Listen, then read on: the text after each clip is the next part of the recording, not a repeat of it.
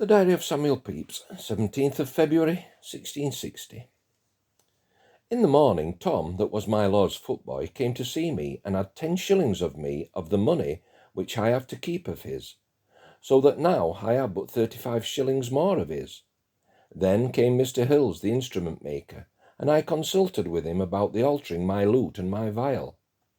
After that I went into my study and did up my accounts, and found that I am about £40 beforehand in the world, and that is all.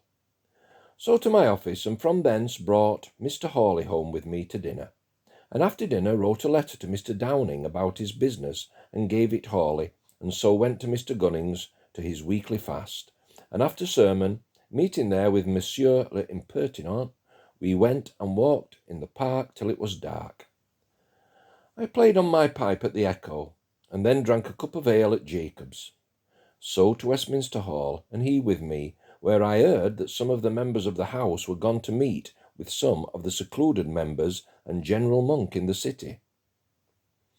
Hence we went to Whitehall, thinking to hear more news, where I met with Mr. Hunt, who told me how Monk had sent for all his goods that he had here into the city.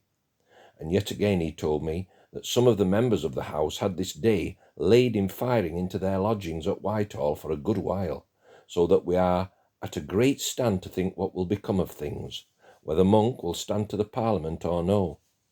Hence Monsieur l'Impertinent and I to Harper's, and there drank a cup or two to the King, and to his fair sister Frances good health, of whom we had much discourse, of her not being much the worse for the smallpox, which she had this last summer. So home to bed. This day we are invited to my Uncle Fenner's wedding feast, but went not, this being the 27th year.